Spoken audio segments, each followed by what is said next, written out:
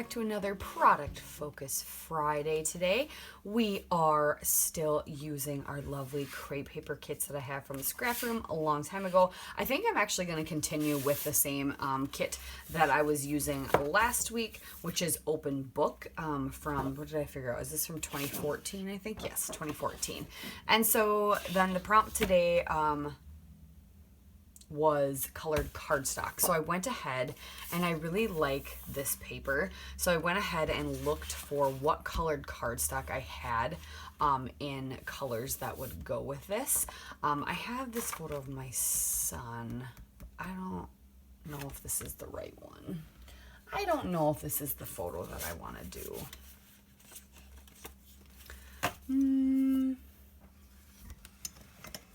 I haven't clearly decided yet exactly what I want to use. I could do this one too. This one might be more fun just because it's more colorful and stuff. I think I might use this one. So we'll put the Mustang one away. So I went ahead and grabbed a few different colored cardstocks that match. And I'm actually going to play along today with Scrap Lift Sunday from Paper Issues. So we're going to scrap lift this layout. I haven't played along with a lot of the Paper Issues challenges in a long time, and I was having an inkling to do so. So we're going to do that. So yeah, let's get started. So I switched out my photo again because I realized that photo that I had shown you guys, even though with the horrible glare, I apologize. You can barely see it.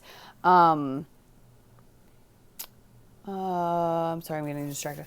It was a this year photo, and I am doing all my this year photos in my Citrus Twist album, which is like traveler's notebook size. So I was like, nope, can't do that layout today. So I grabbed this photo. I had printed a larger photo of when I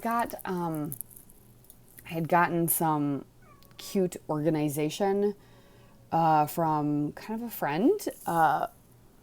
Family acquaintance, I should say, that owns their own shop, and they were kind of getting rid of some things that they were using. So she gave them to me. So it was a picture of that when I hung them up in my craft space, which now it is overflowing with mixed media stuff. It is not just minimal. So, so I am taking those cardstocks and that pattern paper with the scallops on it, and I cut strips, just random sized. I didn't really measure the size, but they're about 2 inches, maybe a little bit more, a little bit less here or there.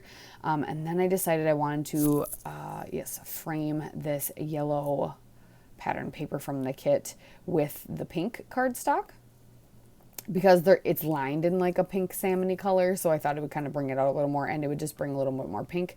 And I'm also kind of wishing I would have matted my photo in the pink instead of the brown and the teal, but that's okay. It works out. So I am then just taking those strips, and I'm just going to start layering them up at the corner, just like in the scrap lift, and doing them in different arrangements, trying to have them kind of peek out, not perfectly overlapped, just so that you can see a little bit of each one at least, and so they're peeking out.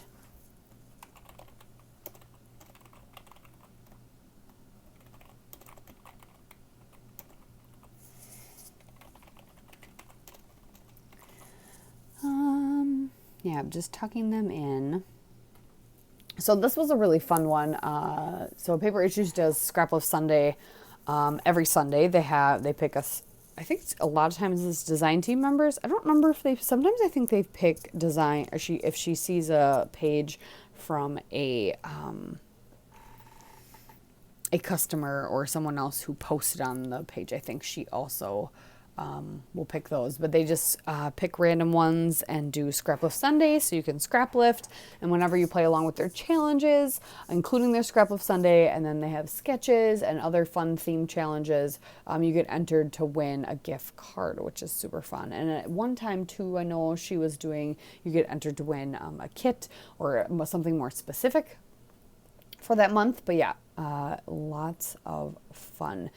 Recently got a warehouse box. You should check that out. Go to Paper Issues Facebook group.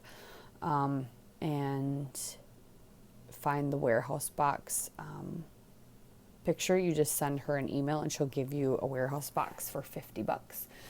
And it is full of goodies. I will have that haul actually video tomorrow, so you can come back to my channel for that. But I'm glad Product Focus Friday is back, because I'm glad I'm using some of my older stash, because I keep ordering things, and so I'm gonna need places to put those things pretty soon. I'm running out of room to put some things, so I'm glad I'm doing this again, and hopefully I can get these kits used up. This one is pretty much killed. There's just going to be a little bit of pattern paper and the craft cardstock left, really. So I went ahead and then took those strips to my sewing machine. I matted my photo. What am I doing? Oh, I matted my photo on the teal, that like turquoisey pattern paper, and the brown cardstock that I grabbed. And now I'm just trying to figure out what I want to do for embellishments. So the scrap lift had tons of florals. And so I thought, you know what, this is my chance to use some florals. It's a layout about kind of me and my stuff. I don't have to worry about it feeling too girly, because it's fine. So I went and grabbed, first I thought these Pretty Little Studio florals would work, but then I was looking at the colors, not so much. And then I remembered I had been playing with the Avenue, Jen Hadfield, the Avenue from last year, recently, and they have all these wood veneer florals in there, and there's so many, and I have so much of this collection left. And then the florals also have similar colors to what I'm using. So I broke those out. I'm cutting away some of the foam behind my picture so that I can tuck those wood veneer in better. And I'm not going to make you watch me glue this all down. That took like 5 minutes in itself. But I'm just going to start arranging a few wood veneer on the left and a few pieces on the right. I do end up doing 2 big floral clusters on the left and a leaf sprig, and then 1 floral cluster and 1 leaf sprig on the right. And then I'm going to layer some of the ephemera floral up underneath it, just to give it some color and some depth. And so just because my background's kind of a wood veneer color, so I didn't want the actual wood veneer to get lost. So I'm going to tuck all that in, clean up my mess, start gluing everything down. And I grabbed out from the kit these rub-ons, which are working still amazing. The chevron and then happy moments, and then I'll journal just right under that too. I thought about also doing some mixed media behind my photo peeking out, but after I got the florals and stuff out, it was like, no, that's going to be too much, and I wasn't sure what I wanted to do. And I already have a colored cardstock background, which isn't necessarily, or colored background, which isn't necessarily deter me from doing mixed media. Sometimes I love doing mixed media on pattern paper.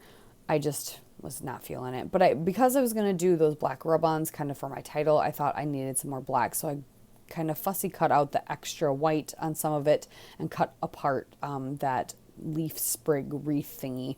I think, is that what you're supposed to do with those? I've always wondered. There's such a weird shape, but I think that's what you're supposed to do. I think they're cut that way for you to cut apart. Right? Is that what everybody else is doing? I don't think they're made to just use in that weird shape that they are. I don't know. It just seems odd to me. So I always cut them apart because they're not quite a wreath. You know what I mean? And I tucked some of those in places as well to bring some of that black in. So it's just a definitely interesting color combo. So I apologize for the glare this time. Again, I got really into creating and I'm forgetting about it, that it's there. So here's a few close-ups. I hope you guys enjoyed. If you're playing along with crate paper, I hope you share with me on Instagram at JQCrafty. And yeah, we'll see you next Friday. Bye.